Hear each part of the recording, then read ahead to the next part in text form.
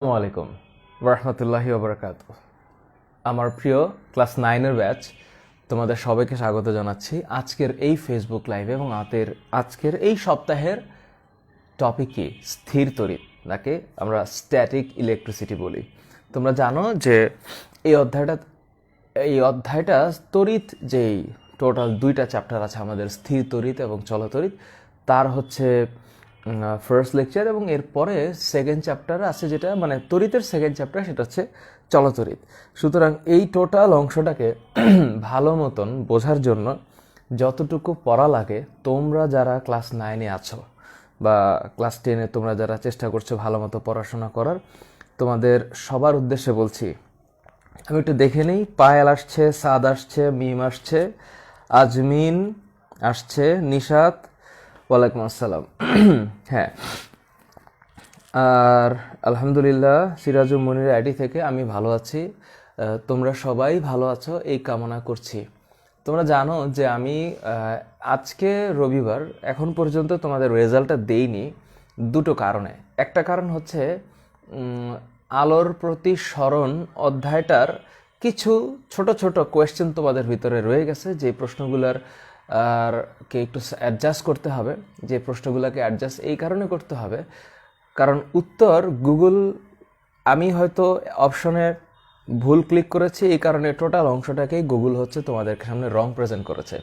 আবার ফেসবুকের কিছু আপডেট ভার্সনের কারণে, বা ফেসবুকে সম্ভবত গত লাস্ট লাইভ ক্লাসে যেটা হয়েছিল শান্তি মতন পড়াতে পারছিলাম না, তার কোনো একটা ইফেক্ট বা ল্যাগিংয়ের কারণে হয়তো বা গুগল শিটের রেসপন্সটা ভালো ছিল না। এই কারণে আমি একটু অ্যাডজাস্ট করে নিচ্ছি, অ্যাডজাস্ট করে তোমাদের সামনে প্রেজেন্টেশনটা দিব।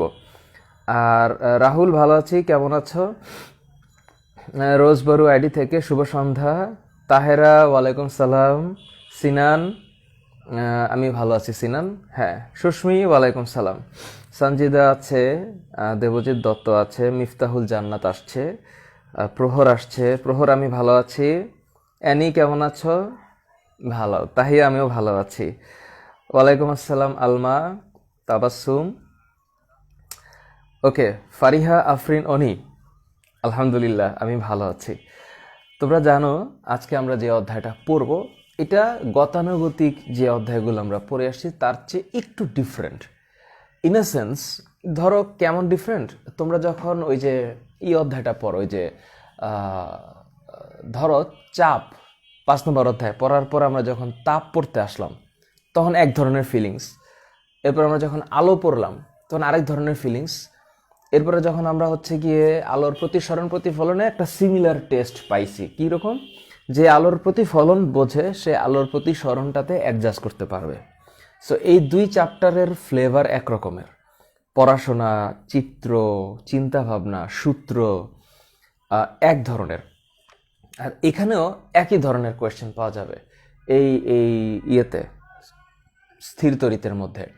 স্থির তড়িৎ এবং চলতড়িৎ দুইটাই যখন তোমরা পড়বা, স্থির চলতড়িতের মধ্যে আসল বিষয়টা হচ্ছে যে স্থির তড়িতের তড়িৎ প্রবাহটা হয় না, অর্থাৎ আধান বুঝতে হবে। এই অধ্যায়ে আধান আটকে থাকে এক জায়গায়, এবং এই আটকে থাকা আধানটা কিভাবে কাজ করে, আধান কি, সেটা অন্যান্য জায়গার ক্ষেত্রে কিভাবে এটাকে প্রভাব ফেলে, এই সামগ্রিক বিষয় নিয়ে আমাদের পড়াশোনা করা দরকার। হ্যাঁ, প্রত্যয়, আমি ভালো আছি। তানবিন, ভালো আছি। তাসনিম আসছে, সবাই মোটামুটি আমি 200 জনকে দেখতে পাচ্ছি, অলমোস্ট 207 জন আসছে। মিনহাজ, ওয়ালাইকুম সালাম। রেজওয়ান কবির, তোমার জন্য অসংখ্য দোয়া থাকলো। সঞ্জিদা, তুমি 290 নম্বর পৃষ্ঠার কথা বলেছ। আমি জানি তোমাদের অনেকেই হয়তো ক্লাস 9-এর তোমরা যারা, তোমাদের অনেকের প্রশ্ন থাকতে পারে যে 290 নম্বর পৃষ্ঠার যে অঙ্কটা, এই অঙ্কটা নিয়ে তোমাদের একটা যন্ত্রণা থাকতে পারে। তুমি বিশ্বাস করো, 290 নম্বর পেজের অঙ্ক নিয়ে শুধু আমি আলাদা একটা ভিডিও আপলোড করেছি। 290 পেজের যে ম্যাথটা, এটা আমি আজকে বোঝাই দেওয়ার চেষ্টা করব যদি তোমরা না বোঝো। আর প্রমি, তোমাকে অসংখ্য ধন্যবাদ। তুমি সম্ভবত এটা তোমার নতুন চ্যাপ্টার যেটা তুমি স্টার্ট করবা। আচ্ছা, okay, MD Shafiqul Islam ID থেকে thank you. Atkia Tahsin, yes, I am Okay, I'm fine, Alhamdulillah. And of course, I wish that your study is also going on well. Faisal, Faisal, আমি অবশ্যই চ্যাপ্টারের ভিডিও আপলোড করেছি, তোমরা জানো। 220 জন, 224 জন আছে। নেপালি দাস, ভালোবাসা নিয়েও মায়া, মায়া আসছে। ওকে, এখানে দেখলাম যে তুভা প্রভা, তুমিও বলেছো 290 নম্বর পৃষ্ঠার ম্যাথ নিয়ে তোমার ঝামেলা আছে। এটা তুমি চিন্তা করো না, আমি একটু পরে ব্যাখ্যা দিচ্ছি। আবার এদিকে দেখলাম যে দুরন্ত বালক আইডি থেকে তুমি বললা এই অধ্যায়টা খুব কঠিন। আসলে এই অধ্যায় কঠিন না, কনসেপ্টটা বোঝা দরকার। তাইলে আমি আবারও বলছি, ফ্লেভারটা আলাদা। কেমন ফ্লেভার? আমরা আলোতে কি পড়েছি এক জিনিস, আলোর আগে তাপে কি পড়েছি এক জিনিস, এখন আমরা তড়িৎ পড়ব। ইলেকট্রিসিটির বিষয়টাই আলাদা, অন্যভাবে চিন্তা করতে হবে।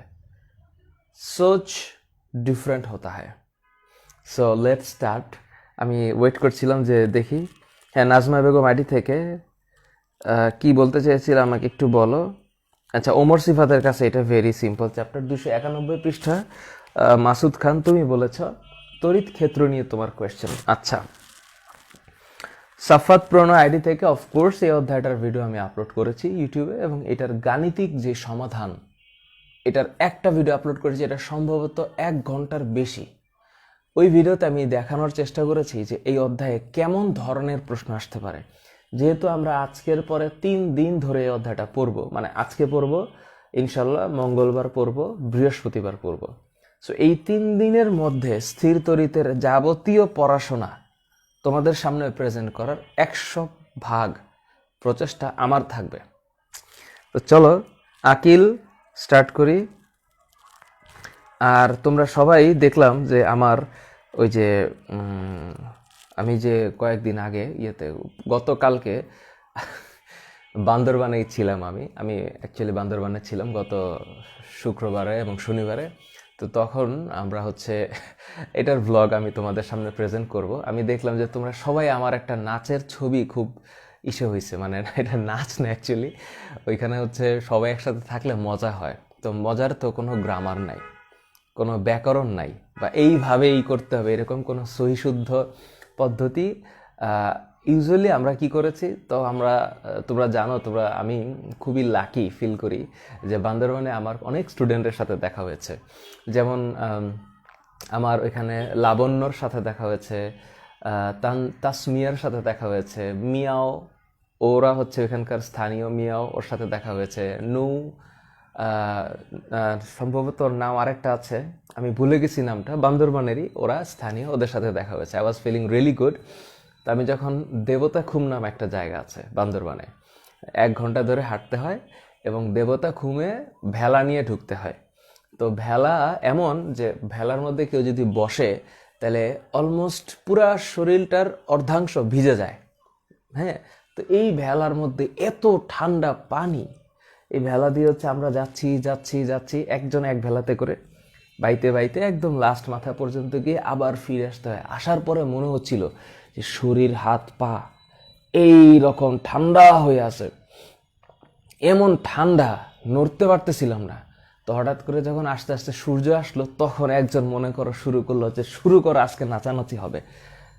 শরীর মনে করো যে ঠান্ডা, একদম মনে করো ইচ্ছা মতন কতক্ষণ হাত পা ছেড়ে ছুড়ে নেচে টেচে মোটামুটি শরীরটা গরম করেছি, না হইলে করতে করতে আসতাম। যাই হোক, চাচা আপন প্রাণ বাঁচা, এই ব্যাপার। আচ্ছা, তারিন আক্তার, তারিন, তুমি আমাকে যখন ফোন দিয়েছো তখন আমি হিল ভিউ রিসোর্টে ছিলাম। ওই যে তোমাকে বললাম আমি সন্ধ্যা 6টায় আসবো, ওই 6টার সময় এই তোমারই ফ্রেন্ড, ওই বান্দরবান ক্যান্টনমেন্ট পাবলিক স্কুলের স্টুডেন্ট, ক্লাস 9 ক্লাস 10, লাবণ্য, তাসমিয়া, মিয়াও, ওরা আসছিল দেখা করতে হিল ভিউয়ের নিচে। তো ওদের সাথে আমার দেখা হয়েছে। আচ্ছা, ওকে আকিল, আমি আসার সময় জানাবো। তো চলো, একটু গল্প হয়ে গেছে অনেক বেশি, আমরা একটু শুরু করে দেই। পড়ালেখা, যাই হোক, একটু মজা করেই ফেললাম হঠাৎ করে। আমি দেখি কালকে স্টার্ট করব। Tanvir, you are absolutely right. চলো আমরা স্টার্ট করি, লেটস স্টার্ট আওয়ার স্টাডি। তোমাদের কাছে বই যদি থাকে, অবশ্যই আছে, তো বই যদি থাকে আমরা বইয়ের মধ্যে সর্বপ্রথম এই অধ্যায়টা স্থির বিদ্যুৎ দিয়ে স্টার্ট। আচ্ছা, স্থির বিদ্যুৎ শুরু হয়েছে কিন্তু চ্যাপ্টারের ফার্স্টে এই ছবি কেন? দ্রিং করে আকাশ থেকে একটা বজ্রপাত। এটার নাম হচ্ছে বজ্রপাত, বর্জ্য না কিন্তু বজ্রপাত।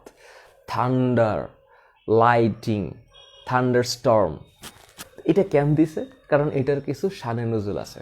তো শানে নজুলটা কি? নিচে কিছু কথা লেখা আছে। কেমন কথা? এই যে এখন শীতকাল, তুমি এখন 100% চেষ্টা করে দেখতে পারো যে তোমার চুলের মধ্যে চুলটা আঁচড়ালে, চিরুনি দিয়ে চুল আঁচড়ালে চিরুনির মধ্যে কি হয়? তুমি যখন চুলটা আঁচড়াও চিরুনির মধ্যে দিয়ে, তখন এই চুলের সাথে চিরুনির আঁচড়ানোর কারণে চিরুনির যেই খাঁচকাটা অংশগুলো আছে না, এটার মধ্যে ইলেকট্রন জমে যায়। বাপরে, কি কনসেপ্ট! এবং তুমি কনসেপ্টটা চিন্তা করো। কনসেপ্ট হচ্ছে আমাদের বুঝতে হবে এখন যে আধান কি জিনিস। আধান, সো আমরা যখন আধান লিখব, আধান ইংলিশ হচ্ছে চার্জ। চার্জ। তো আল্লাহর এই দুনিয়াতে আধান কয় ধরনের হইতে পারে?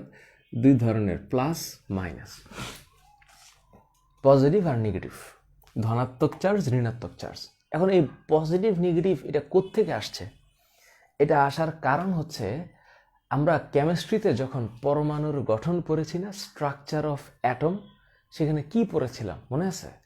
যে পরমাণুর কেন্দ্রে প্রোটন থাকবে, নিউক্লিয়াসে প্রোটন থাকবে, আর পরমাণুর বাইরে ইলেকট্রন থাকবে।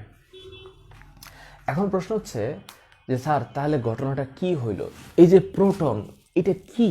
এটা এত ক্ষুদ্র, এগুলো এত ছোট যে সায়েন্টিস্টরা অনেক বছর লাগায় পরমাণুর মডেল আবিষ্কার করেছে। তো এই যে পজিটিভ চার্জ, এটা যে প্রোটন, আর নেগেটিভ চার্জ যে ইলেকট্রন, এই পজিটিভিটি নেগেটিভিটি একসাথে একটা বস্তুর মধ্যে থাকে। এবং এই জিনিসটাই হচ্ছে আমাদের জীবনের হচ্ছে একটা মূল তত্ত্ব, যে আমরা যে মানুষ, আমাদের ভিতরের যে পদার্থ, আমাদের ভিতরেও এই দুইটা জিনিসই আছে। একটা হচ্ছে পজিটিভিটি আর একটা হচ্ছে নেগেটিভিটি। সো সমানভাবে একটা পরমাণুতে যখন সমান সংখ্যক প্রোটন ইলেকট্রন থাকে, ঠিক একইভাবে সৃষ্টিকর্তা আমাদের বডিতেও সমান সংখ্যক পজিটিভিটি এবং নেগেটিভিটি দিয়েছেন। এখন আমরা কোনটা শো করব ডিপেন্ডস অন আমাদের চারপাশে কি আছে। যদি আমাদের চারপাশে পজিটিভ পজিটিভ চলে আসে, তাহলে এর আকর্ষণে আমাদের এই প্রান্তের সব নেগেটিভগুলো চলে আসবে, কারণ পজিটিভ নেগেটিভ পরস্পরকে আকর্ষণ করে। এটা আমরা ছোটবেলা থেকে পড়েছি, পজিটিভ নেগেটিভ পরস্পরকে আকর্ষণ করে। মানে আকর্ষণ যে করে, এর ভিতরে কি কি এটা আছে, গল্পটা আছে, যে গল্পটা বলছি। এই যে প্রোটন, প্রোটনের চার্জ কত? প্রোটনের চার্জ হচ্ছে +1.6 × 10⁻⁻19 কুলম। কোনো সন্দেহ নেই। এই যে নেগেটিভ, এই নেগেটিভের চার্জ হচ্ছে -1.6 10⁻⁻19 কুলম। তাতে কোনো সন্দেহ নেই। এই যে চার্জ এখানে প্রবাহিত হচ্ছে, যে চার্জের কথা আমরা বলছি, এই চার্জগুলো পরমাণুতে কিভাবে থাকে? তো আমরা যখন এই অধ্যায়ের মেইন পড়াটা পড়ব, তোমরা দেখো প্রথমেই আধান নিয়ে 280 এবং 281 নম্বর পৃষ্ঠায় খুব বিস্তৃত পরিসরে কিছু লেখা আছে। আমি রিকোয়েস্ট করব তোমরা আগে কষ্ট করে বুঝে এই দুইটা পেজ পড়বা। একটা লাইনও তোমাদের কাছে নতুন না। কি বলেছে?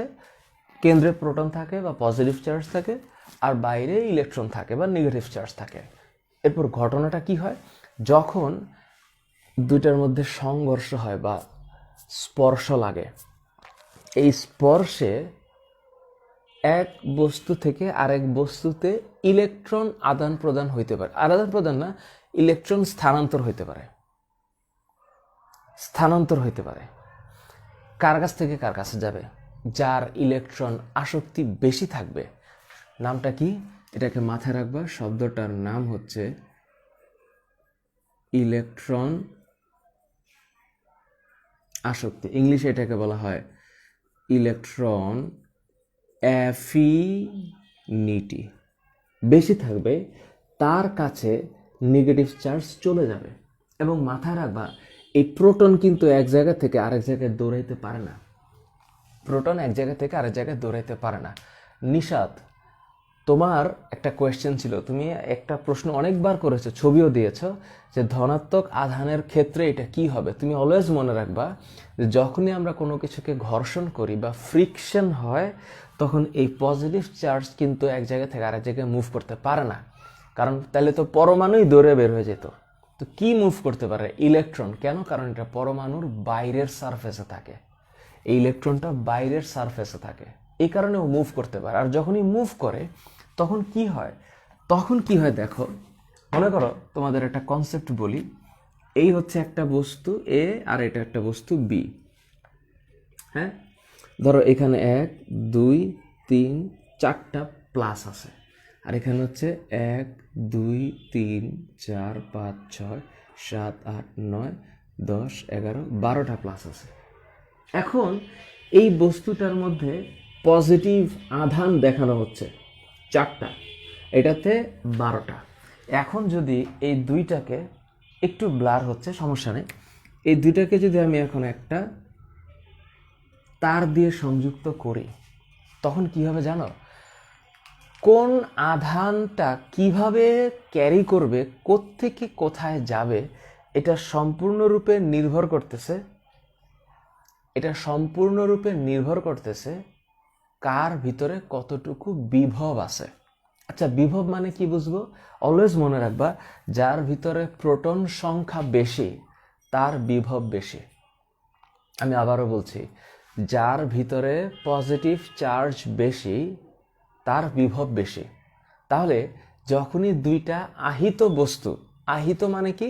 যার ভিতরে পজিটিভ নেগেটিভিটির অসামঞ্জস্যতা আছে, হয়তো পজিটিভ চার্জ বেশি অথবা নেগেটিভ চার্জ বেশি, এরকম যদি থাকে, তাহলে মাথায় রাখবা যে তার ভিতরে বিভব পার্থক্যের সৃষ্টি হয়েছে। কি পার্থক্যের? বিভব পার্থক্যের। এখন প্রশ্ন হচ্ছে, যদি বিভব পার্থক্যের সৃষ্টি হয়, নদী দেখতে পাচ্ছ?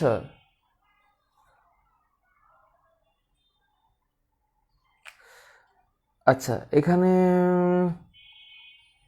আচ্ছা একটু করে মনে হচ্ছে যে একটু নেটওয়ার্কের একটু প্রবলেম হচ্ছে। আমার মনে হয় যে একটু অপেক্ষা করা উচিত। আমি কথা বলে যাচ্ছি সো দ্যাট তোমাদের কাছে অন্তত যাতে সাউন্ডটা পৌঁছায়। অলওয়েজ মনে রাখবা, যার মধ্যে পজিটিভ চার্জ বেশি তার বিভব বেশি। তো এই চিত্রে এই বস্তুটাকে আমি যদি ধরি যে এটা হচ্ছে বি আর এটা হচ্ছে এ, আমি কমপ্লিটলি বলতে পারবো যে বি বস্তুর আধান বেশি, মানে বিভব বেশি, সরি আধান না, বিভব বেশি মানে ভোল্টেজ বেশি। কেন? এটাতে পজিটিভিটি বেশি। যখন পজিটিভিটি বেশি হবে তখন এই পজিটিভ চার্জ থেকে নেগেটিভ চার্জের দিকে বিদ্যুৎ প্রবাহিত হবে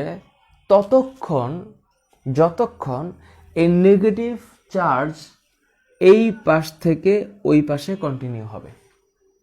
তোমাদের এখন এটা খুব মজার জিনিস মনে রাখতে হবে। এটা কিভাবে বোঝা যায়? মনে করো যে দুইজন ব্যক্তির মধ্যে টাকার আদান প্রদান হচ্ছে।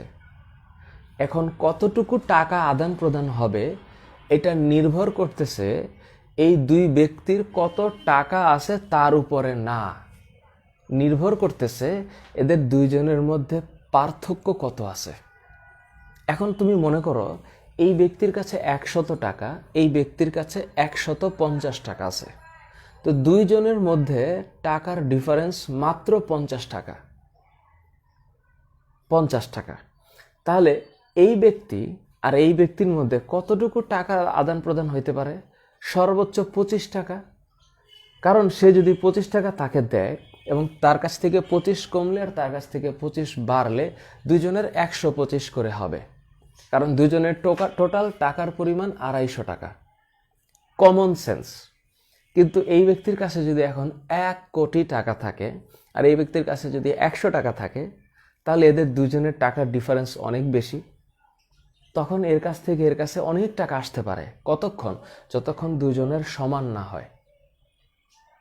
সুতরাং এক জায়গা থেকে আরেক জায়গায় কি পরিমাণ তাপ, কি পরিমাণ আধান, কি পরিমাণ টাকা প্রবাহিত হবে এক জায়গা থেকে আরেক জায়গায়, সেটা কখনোই ওই দুই ব্যক্তির বা বস্তুর আধান বা তাপমাত্রার উপর নির্ভর করে না।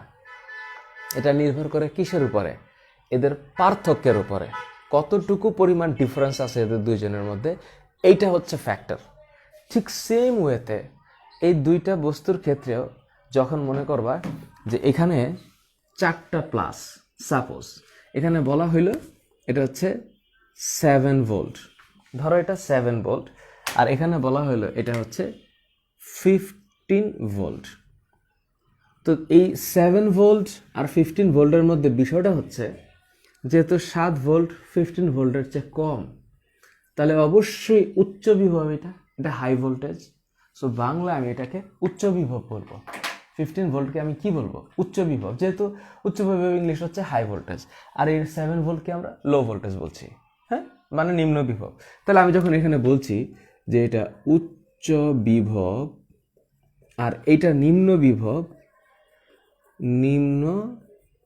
বিভব, তখন মাথায় রাখতে হবে কেবলমাত্র উচ্চ বিভব থেকে নিম্ন বিভবের দিকে বিদ্যুৎ প্রবাহিত হবে যতক্ষণ এই নিম্ন বিভব থেকে উচ্চ বিভবের দিকে ইলেকট্রন প্রবাহিত হবে। তা ইলেকট্রন প্রবাহিত হয় কোন দিক থেকে? লো ভোল্টেজ থেকে হাই ভোল্টেজের দিকে, নিম্ন বিভব থেকে উচ্চ বিভবের দিকে। এই নিম্ন বিভব থেকে উচ্চ বিভবের দিকে যতক্ষণ ইলেকট্রন প্রবাহিত হবে, ততক্ষণ এই উচ্চ বিভব থেকে নিম্ন বিভবের দিকে বিদ্যুৎ প্রবাহিত হবে। বিদ্যুৎ কতক্ষণ প্রবাহিত হবে? যতক্ষণ প্রবাহিত না হলে এদের আধান সমান হয় না। আধান সমান হওয়ার জন্য এটা দরকার। ঠিক আছে? আচ্ছা, এখন প্রশ্নটা হচ্ছে যে ইন্টারনেট একটু যন্ত্রণা করতেছে এখন, তো আমি কথা চালায় যেতে হচ্ছে, কারণ এটা এই মুহূর্তে ডিসেম্বরে যেটা হচ্ছে, যে ডিসেম্বর না, বিগত প্রত্যেকটাতেই সন্ধ্যার পরে একটু আশঙ্কা থাকে যে ইন্টারনেটটা স্লো ডাউন হয়। সো আমরা এই মাঝখানের এই কষ্টের টাইমটুকুকে কোনো মতন একটু চেষ্টা করব ওভারকাম করার, একসাথে, যেটা আমরা এতদিন এই 26টা ক্লাসে করে আসছি।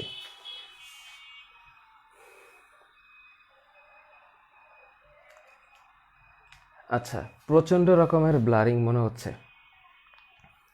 এবং লোডিংও হচ্ছে প্লাস ব্লারিংও হচ্ছে।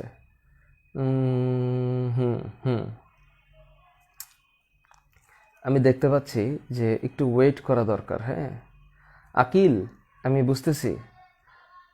তাহিয়া, তুমি এই ব্লারিংয়ের মাঝখানে বুঝে গেছো, thank you so very much. Faiza, thank you, যে সমান না হওয়া পর্যন্ত এটা বিদ্যুৎটা প্রবাহিত হবে। Thank you Tahiya. আর হচ্ছে ফাইজা।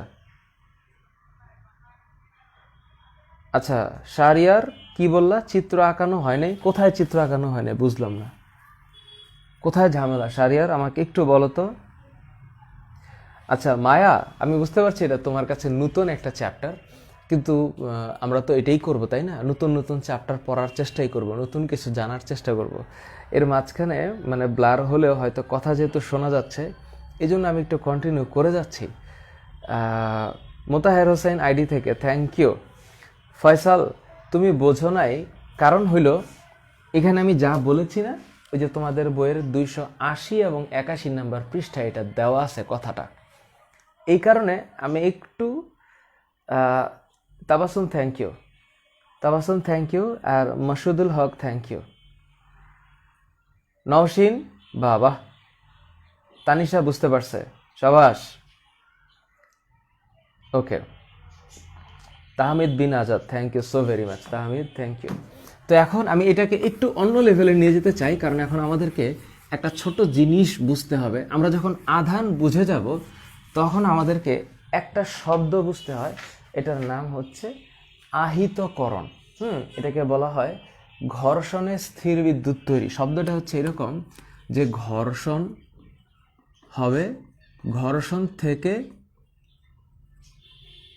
স্থির বিদ্যুৎ তৈরি হবে। তার মানে ঘর্ষণ মানে কি? ফ্রিকশন। তা আমরা জানি এটা হচ্ছে ফ্রিকশন। এই ফ্রিকশন থেকে স্ট্যাটিক ইলেকট্রিসিটি তৈরি হবে। স্ট্যাটিক ইলেকট্রিসিটি তৈরি হবে। কি হবে? তো ঘর্ষণ থেকে স্ট্যাটিক ইলেকট্রিসিটি তৈরি হওয়ার একটাই রাস্তা, যে কথা আমি আগে বলেছি। ধরো তোমাদের বইয়ের যে এক্সাম্পল আছে, এই এক্সাম্পলের মধ্যে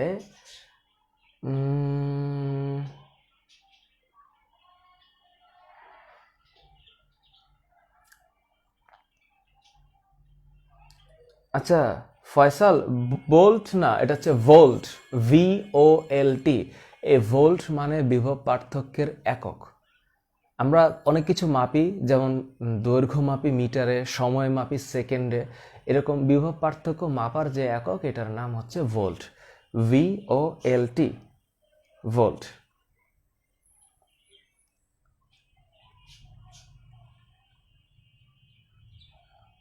আচ্ছা সিনান, মানে এখানে একটু কন্টিনিউয়াসলি ব্লারিং হচ্ছে, তো এই কারণে মানে আমাদের যে ফ্লোটা এটাও মাঝে মাঝে একটু ডিসরাপ্টেড হয়।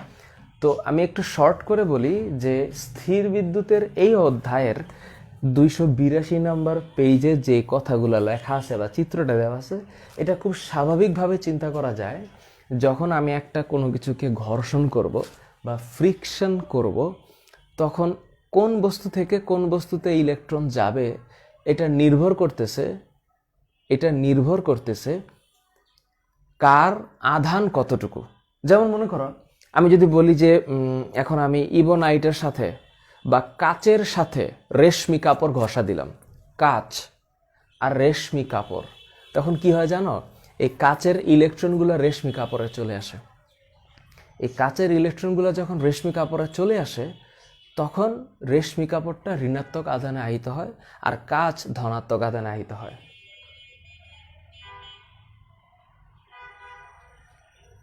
আচ্ছা আমি এক কাজ করি, আমি একটু লাইভটা কেটে আবার আসতেছি।